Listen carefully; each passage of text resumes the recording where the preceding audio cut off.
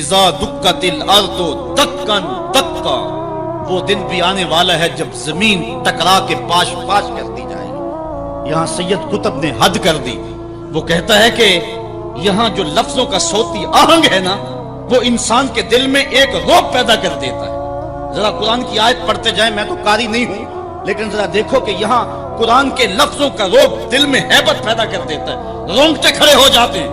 اللہ تعالیٰ یہ ساری کہانی بیان کر کے فرماتا ہے کہ وَتُحِبُّونَ الْمَالَ حُبًّا جَمًّا وَلَا تُحَاضُونَ عَلَىٰ طَعَامِ الْمِسْكِينِ وَتَأْكُلُونَ التُّرَاثَ أَكْلًا لَمًّا وَتُحِبُّونَ الْمَالَ حُبًّا جَمًّا۔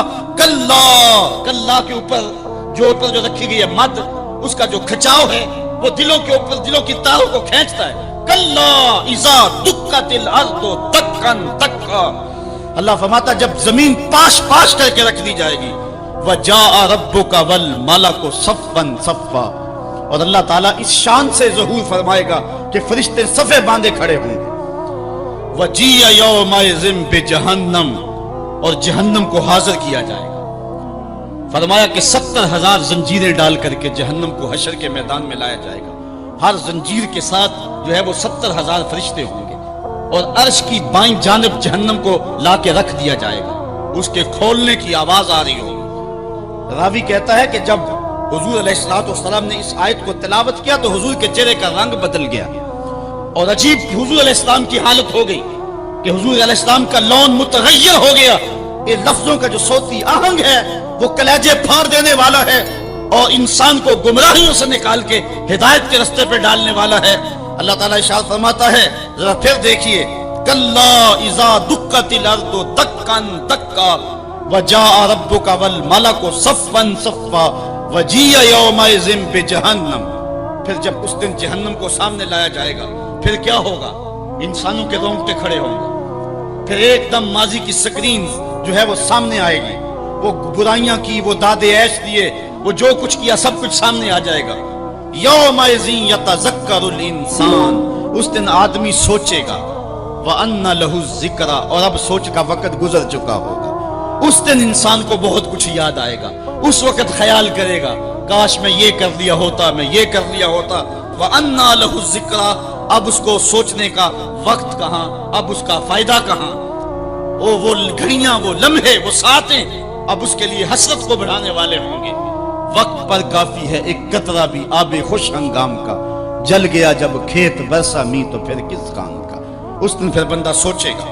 سنو قرآن کا آہنگ، یقولو یا لیتنی قدمت لحیاتی، وہ کہے گا کہائے کسی طرح میں نے جیتے جی نیکی آگے بھیجی ہوتی، زندگی کو میں نے مقصد میں، مصرف میں، کسی کام میں اور کسی جو ہے وہ مقصد میں لگا دیا ہوتا، اور زندگی کا سرمایہ وہاں میں یہاں کے لیے بھیجا ہوتا۔ فَيَوْمَئِذٍ لَّا يُعَذِّبُ عَذَابَهُ أَحَدٌ، اللہ تعالیٰ اس دن جو عذاب دے گا کبھی کسی نے ایسا عذاب دیا نہیں ہوگا جو وہ دے گا۔ اللہ اکبر۔ وَلَا يُوثِقُ وَثَاقَهُ أَحَدٌ، اور اس کا سا باندھنا کوئی نہیں باندھتا جس طرح کہ وہ باندھے گا۔ اچھا، جب جہنم کو حشر کے میدان میں لایا جائے گا تو عرش کی بائیں جانب جہنم کو رکھا جائے گا، اور اللہ تعالیٰ جل شانہ جو ہے وہ پورے قہر و جلال میں ہوگا، تو جو برے لوگ ہوں گے ان کا پتا تو پانی ہو ہی رہا ہوگا، وہ تو کہیں گے کہ یا لیتنی قدمت لحیاتی، لیکن جو نیکوکار ہیں ان کا دل بھی ڈول رہا ہوگا، کیونکہ بڑے خطرناک جو ہے وہ لمحے ہوں گے۔ ہمارے ایک ٹیچر ہوا کرتے تھے ریاضی کے، تو وہ بڑے جلالی ہوتے تھے۔ کبھی ہمارا ٹیسٹ لیتے نا تو دوسرے دن جب وہ آتے نا پیریڈ میں، تو باوجود پتا ہوتا کہ سوال ٹھیک ہم نے کیے ہوئے، بعد میں چیک بھی کیے ہوتے، لیکن جب وہ ڈنڈا لے کے داخل ہوتے تو سب کے پتے پانی ہوتے، پتہ نہیں کس کی جو ہے وہ کم بختی آ گئی ہے۔ اور پھر جب وہ اچانک جن لوگوں نے اچھے نمبر لیے ہوئے ہوتے ان کو الگ کرتے اور دوسروں کو الگ کرتے، پھر بھی سارے ڈر رہے ہوتے کہ پتہ نہیں یہ کدھر والے ہیں اور یہ کدھر والے ہیں، اور پھر جب کہتے بیٹا تمہیں شاباش، تو پھر جو مسرت ہوتی نا تو وہ پھر لفظوں میں بیان نہیں ہو سکتی ہے۔ اللہ تعالیٰ فرماتا ہے کہ اس دن پھر کیسا منظر ہوگا، ذرا غور کیجئے کہ جہنم سامنے ہے، اللہ پورے جلال پہ ہے، اور نیکوکار بھی بدکار بھی کھڑے ہیں، کلیجے سینے میں کانپ رہے ہیں۔ پھر اللہ تعالیٰ جو نیکوکاروں کا ان کو الگ کیا کر کے کہے گا، ایک نغمہ نہیں چھڑ جائے گا، یا ایتھا النفس المطمئنہ، اے مطمئن نفس، اے اطمینان والی جانو، ارجعی الی ربک، تم رب کی طرف آ جاؤ، تم اپنے رب کی طرف آ جاؤ، راضیۃ مرضیہ، اس حال میں تمہارا رب تم پہ راضی ہے اور تم اپنے رب پہ راضی ہو۔ یہاں مفسرین فرماتے ہیں کہ رب کا بندے پہ راضی ہونا یہ بھی بڑی بات ہے، لیکن بندے کا رب پہ راضی ہونا یہ بہت بہت بڑی بات ہے۔ بندہ تو راضی ہوتا ہی نہیں، بندہ تو دنیا پہ دیکھ لو راضی نہیں ہوتا، لیکن اس دن کیسا منظر ہوگا بندے کے راضی کا انداز فی ظلال القرآن میں دیکھیے۔ یا ایتھا النفس المطمئنہ المطمئنہ الی ربہا المطمئنہ الی طریقہا المطمئنہ الی قدر اللہ بہا المطمئنہ فی السراء والضراء وفی البسط والقبض والمنع والعطاء، یعنی میرے پہ راضی ہوا، میں نے دکھ دیا تو پھر بھی راضی تھا، میں نے سکھ دیا تو پھر بھی راضی تھا، کڑکتی دھوپ تھی تو پھر بھی راضی تھا، برستی بارش تھی تو پھر بھی راضی تھا، تجھے غربت کے چکی میں پیسا گیا تو پھر بھی راضی تھا، اور تجھے امانت دی گئی تو پھر بھی راضی تھا، میرے بندے تجھے کربلا میں رکھا گیا پھر بھی راضی تھا، اور تجھے فتح مکہ کی شان دکھائی گئی تو پھر بھی راضی تھا۔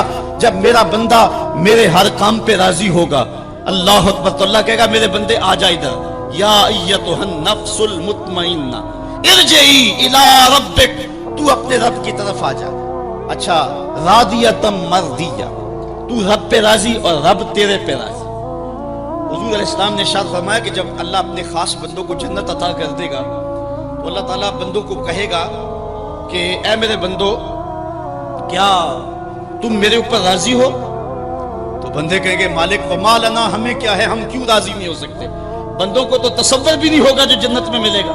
ایک بندے کی آرزو ہو کہ اسے 2.5 مرلے کا پلاٹ مل جائے تو اس کو کوئی 50 مربع لاٹ کر دے تو وہ تو خوشی سے پاگل ہو جائے گا، تو بندے کو تو تصور بھی نہیں ہوگا۔ حضور نے ارشاد فرمایا سب سے آخر میں جو شخص جنت میں جائے گا میں اس شخص کو جانتا ہوں، جہنم کے رگڑے سے کہ جب باہر نکلے گا نا تو اللہ تعالیٰ اس کو بلائے گا، کہے گا بندے بتا کیا مانگتا ہے۔ بندے نے زندگی میں کئی منصوبے بنائے ہوتے ہیں کہ یار یہ مل جائے، ساری زندگی میں خواہشیں تو پوری نہیں ہوتی۔ وہ غالب نے کہا تھا ہزاروں خواہشیں ایسی کہ ہر خواہش پہ دم نکلے، بہت نکلے میرے ارمان لیکن پھر بھی کم نکلے۔ وہ جتنی آرزویں کبھی بھی زندگی میں آئی ہوئی ہوں گی وہ کہے گا مالک یہ بھی دے دے، یہ بھی دے دے۔ اللہ کہے گا لَکَ مَا تَمَنَّیْتَ، اچھا جو تو نے مانگا میں نے تجھے سب کچھ دے دیا۔ بندہ تو اس پہ راضی ہوگا۔ اللہ فرماتا ہے یہ تو تو نے مانگا میں نے دیا نا، اس کے علاوہ جتنی زمین ہے یہ 7 بر اعظموں پہ پھیلی، اس سے 10 گنا زمین بھی جنت میں تجھے الاٹ کر دی۔ بندہ کہے گا یا رب اتسخر وانت الملک، مالک تو بادشاہ ہو کے مجھ سے مذاق کر رہے۔ بندے کے تو گمان میں نہیں ہوگا کہ اتنا کچھ ملے گا۔ جب یہ بات حضور نے بیان فرمائی فضحک النبی حتی بدت انیابہ، حضور اتنا مسکرائے کہ حضور کی داڑھیں نظر آنے لگی۔ اس کو تو یہ گمان تھا کہ برابر برابر بھی چھوٹ دوں تو جنت میں کسی دروازے کی چوکیداری بھی مل جائے تو غنیمت ہے۔ اتنی تو دولت جو ہے وہ اوباما کے پاس بھی نہیں ہے، پوری دنیا کے مالیاتی اداروں کے پاس بھی نہیں ہے، اتنی حکومت تو کائنات میں کسی حکمران نے نہیں کی ہے جتنا تخت و تاج کا مالک اس سب سے آخری شخص کو بنا دیا جائے گا۔ جب سب سے کم پراپرٹی جنت میں جس کی ہے وہ اتنی جگہ کا مالک ہوگا، پھر داتا گنج بخش علی حجویری کی جاگیروں کا عالم کیا ہوگا، پھر انبیاء کی جاگیروں کا عالم کیا ہوگا، امام الانبیاء کی جاگیروں کا عالم کیا ہوگا۔ اتنا کچھ دینے کے بعد میرے بندے کیا تم میرے پہ راضی ہو؟ اللہ تعالیٰ جب بندوں سے پوچھے گا تو بندے کہیں گے مالک ہمیں کیا ہوا کہ ہم راضی نہ ہو، ہم تو جو ہے وہ پھولے نہیں سما رہے۔ تو اللہ تعالیٰ فرمائے گا تمہیں ایک اور چیز دینے لگا ہوں۔ تو بندے جنت میں کسی کمی کو محسوس نہیں کریں گے، کہیں گے مالک اور کیا چیز رہ گئی ہے؟ تو اللہ تعالیٰ فرمائے گا بندوں وہ چیز یہ ہے کہ میں تمہارے اوپر راضی ہو گیا ہوں، اب کبھی بھی ناراض نہیں ہوں گا۔ تو پھر جو مسرت ہوگی وہ دیدنی ہوگی۔ یا ایتھا النفس المطمئنہ ارجعی الی ربک راضیۃ مرضیہ فادخلی فی عبادی، میرے خاص بندوں میں داخل ہو جا، وادخلی جنتی، اور میری جنت میں داخل ہو جا۔ سورۃ الفجر انسان کو کھینچ کر کے مالک کی دہلیز پہ لے آتی ہے، اور نفس مطمئنہ جو ہر حال میں اللہ پہ راضی ہو۔ میں نے ایک روایت میں پڑھا ہے کہ جو حضرت مولا کائنات سید علی المرتضیٰ سے مروی ہے، فرماتے ہیں کہ جو شخص اللہ کے عطا کردہ تھوڑے رزق پہ راضی ہو گیا، اللہ قیامت کے دن اس کے تھوڑے عملوں پہ راضی ہو جائے۔ قیامت کا دن بڑا ہولناک دن ہوگا۔ اس دن جب بندے قبروں سے اٹھیں گے تو قبروں سے برہ نہ اٹھائے جائیں گے، قبروں سے جب اٹھائے جائیں گے تو وہ کفن ان سے اتار لیا جائے گا۔ یہ بات جب ام المومنین سیدہ عائشہ رضی اللہ تعالی عنہا نے سنی تو ان کا وجود تھر تھر کانپنے لگا۔ اور عرض گزار ہوئی یا رسول اللہ پھر ہم ایک دوسرے سے حیا نہیں آئے گی؟ فرمایا عائشہ معاملہ اس سے بھی آگے ہے. مطلب کیا؟ اگر کسی کو ہوش رہا تو حیا آئے گی نا. ہوش اڑے ہوئے ہوں گے، ہول قیامت طاری ہوگا، بدن کانپ رہے ہوں گے، کلیجے لرز رہے ہوں گے، دل خوف سے پانی پانی ہو رہے ہوں گے، پتے پانی ہو جائیں گے. تو حشر کے میدان میں جب لوگ جائیں گے تو سب سے پہلا سوال جو رب لوگوں سے پوچھے گا وہ کیا ہوگا؟ صحیح حدیث میں آتا ہے ان اول ما یحاسب بہ العبد بصلاۃہ. قیامت کے دن بندوں سے اللہ تعالیٰ سب سے پہلا سوال یہ پوچھے گا کہ کیا تم نے نماز پڑھی تھی؟ سب سے پہلا سوال یوم حشر میں قیامت کے دن نماز کے بارے میں. اور اللہ تعالیٰ جل شانہ قیامت کے دن لوگوں کو اپنے حضور سجدہ ریز ہونے کا حکم دے گا کہ آج مجھے سجدہ کرو. دنیا پر کوئی سجدہ کرتا ہے یا نہیں کرتا؟ قیامت کے دن تو چاہے گا کہ ابھی سجدہ ریز ہو جاؤں، بلکہ کافر بھی چاہیں گے کہ ہم بھی سجدہ ریز ہو جائیں. جب اللہ کی طرف سے سجدے کا حکم ہوگا تو بتوں کو سجدہ کرنے والے بھی سوچیں گے کہ آج ہم رب کو سجدہ کریں کہ اس کے حکم کی تعمیل ہو جائے. لیکن سجدہ کرنا چاہیں گے تو بے نمازیوں کی کمر اکڑ جائے گی. وہ سجدہ کرنا چاہیں گے بھی لیکن سجدہ نہیں کر سکتے. اور پھر رب کے سامنے جو ذلت اٹھانا پڑے گی، جو رسوائی اٹھانا پڑے گی، اس کو لفظوں کا پیراہن نہیں دیا جا سکتا. اور پھر جو بے نمازی ہوں گے اللہ کے حضور سجدہ نہیں کر پائیں گے، اللہ تعالیٰ انہیں اس صف میں کھڑا کر دے گا جس صف میں فرعون کھڑا ہوگا، نمرود کھڑا ہوگا، حامان کھڑا ہوگا، قارون کھڑا ہوگا، ابی بن خلف کھڑا ہوگا. دشمنان خدا جس صف میں کھڑے ہوں گے بے نمازی کو اس صف میں کھڑا کر دیا جائے گا. میری لمبی تقریر نہیں، میں یہ آپ سے پوچھتا ہوں اور اپنے آپ سے پوچھتا ہوں، کیا ہم یہ گوارا کرتے ہیں کہ حشر کے دن ہمیں فرعون کے ساتھ کھڑا کر دیا جائے؟ کیا یہ ہم گوارا کرتے ہیں کہ حشر کے دن ہمیں نمرود کے ساتھ کھڑا کر دیا جائے؟ کیا یہ ہماری طبیعت اس کو برداشت کر سکے گی کہ رسول اللہ کے دشمنوں کے ساتھ ہمیں کھڑا کر دیا جائے؟ اور کیا میری مائیں اور بہنیں اور بیٹیاں یہ گوارا کر سکتی ہیں کہ رسول اللہ کی راہوں میں کانٹے بچھانے والی ام جمیل کے ساتھ انہیں کھڑا کر دیا جائے؟ یقیناً ہم کبھی نہیں چاہیں گے. ہم یہ رسوائی کبھی برداشت نہیں کر سکتے. ان کے پاس کھڑا ہونا ہی قیامت ہے، ان کے ساتھ کھڑا ہونا ہی عذاب ہے. اور پھر ان کے اوپر لعنتیں بھی برس رہی ہوں گی اور ان کے چہروں کے اوپر تارکو لک مل دی جائے گی اور وہ رسوائیوں کے گڑے میں ہوں گے. تو ان کے ساتھ کھڑا ہونا تو بہت بڑا عذاب ہوگا. اور اگر کوئی تکلیف بدنی نہ بھی ہو تو ہم یہ گوارا نہیں کرتے کہ خدا کے دشمنوں کے ساتھ کھڑے ہوں. ہماری تو آرزو یہ ہے کہ بلال حبشی کے ساتھ کھڑے ہوں. ہماری تو تمنا یہ ہے کہ ابو ہریرہ کے ساتھ کھڑے ہوں. ہماری تو چاہت یہ ہے کہ رسول رحمت کے غلاموں کے ساتھ کھڑے ہوں. اور ہمیں نصیب ہو جائے حضور کے قدموں میں کھڑا ہونا، اہل بیت کے قدموں میں کھڑا ہونا، داتا گنج بخش علی حجویری کے پاس کھڑا ہونا نصیب ہو جائے، ہمیں بابا فرید کے پاس کھڑا ہونا نصیب ہو جائے، امام اعظم ابو حنیفہ کی قربت میں، حضرت امام حسین کی قربت میں کھڑا ہونا نصیب ہو جائے. ہم تو یہ چاہیں گے کہ اس زمرے میں آئیں. کل میں نے عرض کیا تھا 2 ہی برادری رہ جائے گی قیامت کے دن، باقی ساری برادریاں ٹوٹ جائیں گی، ساری عمارتیں ٹوٹ جائیں گی. صرف 2 برادری ہیں. ایک یہ برادری جس کا سردار ابو جہل ہوگا، ابو لہب ہوگا، اور ایک وہ برادری جس کے سردار محمد عربی ہوں گے. اب جو بے نماز ہوگا اس کو کدھر کھڑا کیا جائے گا؟ جدھر ابو جہل ہوگا، جدھر ابو لہب ہوگا، جدھر عتبہ ہوگا، جدھر عتیبہ ہوگا، جدھر ولید بن مغیرہ ہوگا، جدھر فرعون ہوگا، حامان ہوگا، شدید ہوگا، شداد ہوگا، نفادنون ہوگا، قارون ہوگا، دشمنان خدا ہوں گے. بے نمازی کو صف میں کھڑا کر دیا جائے. 6 گھنٹے کی تقریر نہیں کرتا، ان 2 لفظوں کو سمجھ لیں.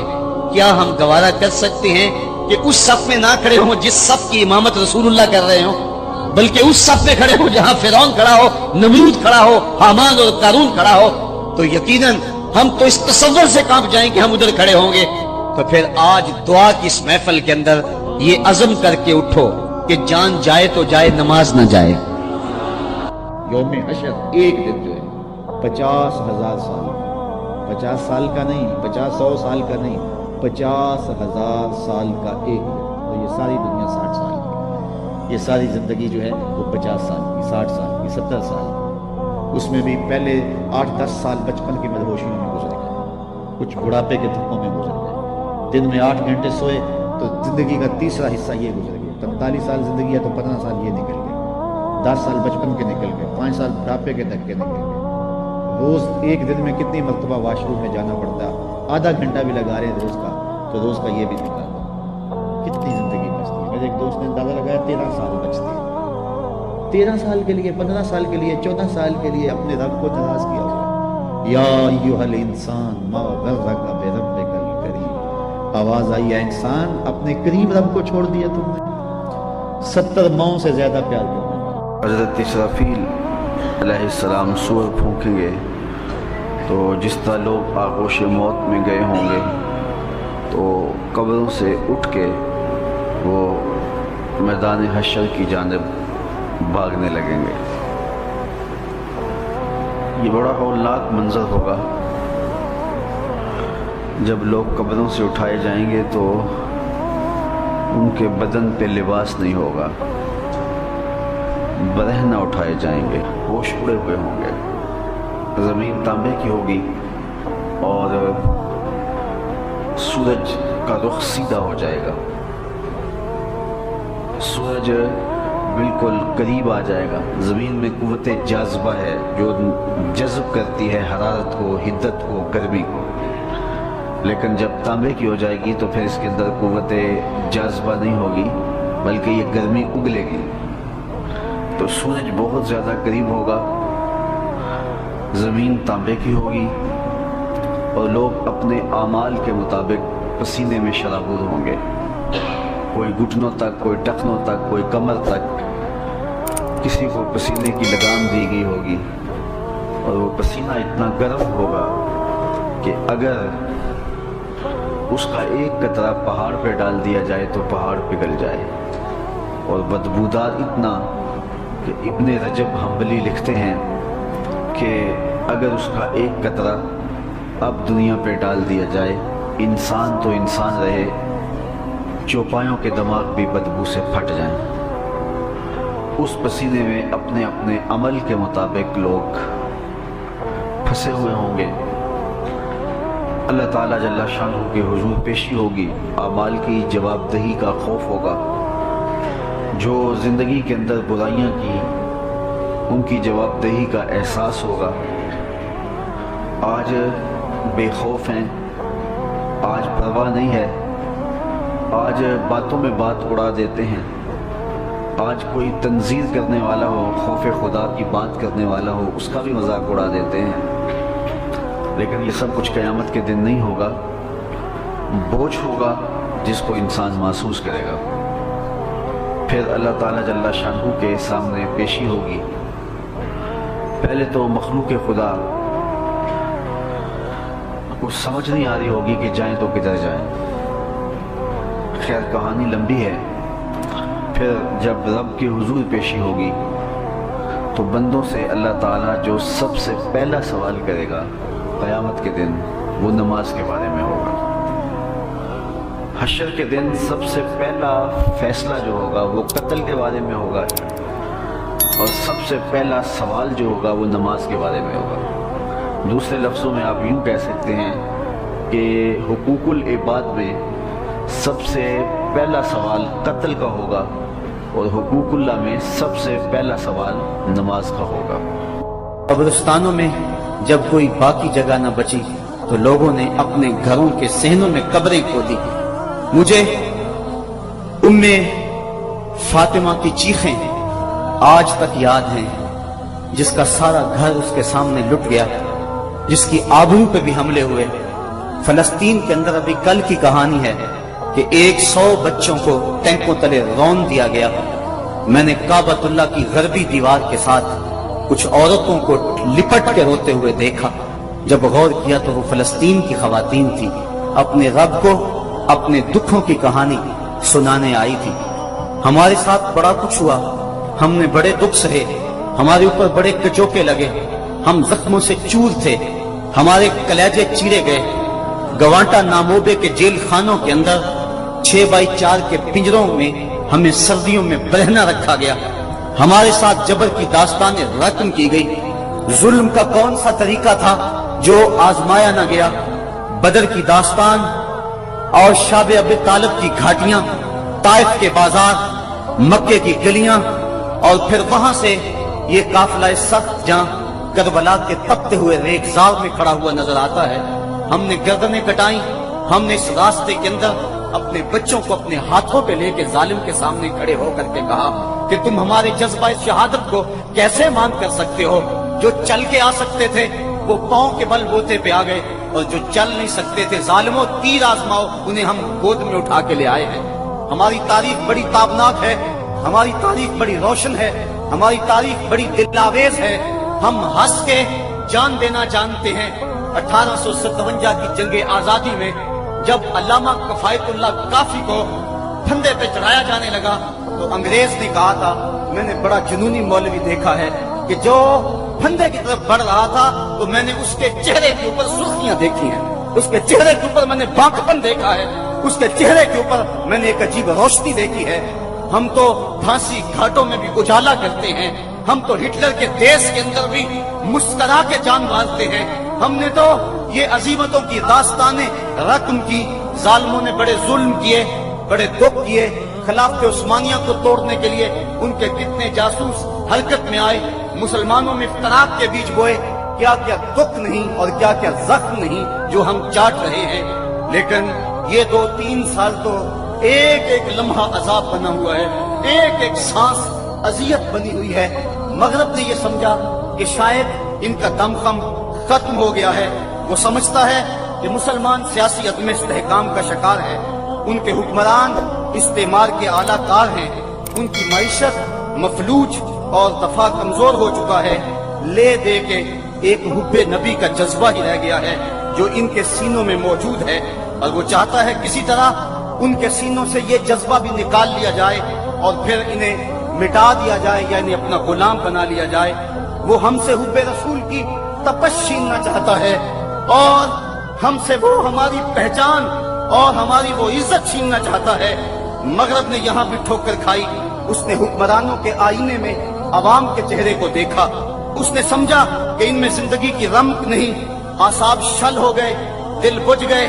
لیکن مغرب کان کھول کے یہ بات سن لے کہ یہ لٹا ہوا کارواں، یہ خانمہ برباد لوگ، یہ کبھی یورپ میں نے لوٹا، کبھی انہیں امریکہ میں لوٹا، یہ لٹتے رہے، یہ کربلا میں بھی لٹے، یہ لوٹے جاتے رہے۔ ان کے لٹنے کی کہانی بڑی دردناک بھی ہے اور بڑی طویل بھی ہے، لیکن مغرب سن لے کہ جب یہ خود لٹنے پہ آ جائیں تو پھر اپنا سودا کوچہ محمد میں کرتے ہیں، جب وہ خود لٹنے پہ آ جائیں تو پھر سب کچھ رسول کریم کی ناموس کے لیے قربان کرنے کے بعد بھی یہ کہتے رہ جاتے ہیں، کروں تیرے نام پہ جاں فدا، نہ بس ایک جاں 2 جہاں فدا، 2 جہاں سے بھی نہیں جی بھرا، کروں کیا کروڑوں جہاں نہیں۔ مغرب تو براہ راست حملے کر رہا ہے جس سے ہمارے جگر پاش پاش ہو گئے۔ آج پوری دنیا پہ کٹ رہے ہیں ہم، لٹ رہے ہیں ہم، خانمہ برباد ہیں، ہمارا قافلہ آج بے یوسف ہے، صاحبو زندگی کٹ رہی ہے۔ آؤ میں اور آپ اپنے آقا سے عہد کریں، میرے دامن میں سسکیوں کے سوا کچھ نہیں ہے، میں تو روتا ہوں۔ آج تو لوگ میرے رونے کا مذاق بھی اڑاتے ہیں، لیکن کیا کروں جب میرا سینہ زخمی ہو، جب میرا دل پھٹ رہا ہو، جب امت مسلمہ زخموں میں مبتلا ہو، جب کابل سے کندھار تک، جب قلعہ جنگی سے دشت لیلا تک، جب تورا بورا سے تقریب تک، جب موصل سے بغداد تک میں جدھر نظر اٹھاؤں مجھے لاشیں ہی لاشیں پڑے ہوئے نظر آئیں، تو میں پھر کیا کروں؟ میرے ہاتھ میں کچھ ایسی چیز بھی نہ ہو کہ میں ظالم کی گردن توڑ سکوں، میری حکومتیں بھی بے غیرت ہوں اور میرے جو ہے وہ حکومت کے کال پرداش بھی منطقے تراش رہے ہوں۔ جب بزدلی کو اعتدال پسندی کہا جا رہا ہو، جب بے غیرتی کو روشن خیالی کے نام دیے جا رہے ہوں، جب جہاد کو دب جانے کو کمپرومائز کہا جا رہا ہو، جب بدی سے مفاہمت کر لی گئی ہو، اور جب ہم زمینی حقائق کی بات کرتے کرتے اپنے نبی کی توہین کو بھی برداشت کرنے کے لیے تیار ذہن کر رہے ہوں، تو اس دور کے اندر بتاؤ میرے پلے کیا ہے، میں کیا کروں؟ میرے دامن میں اور کیا ہے؟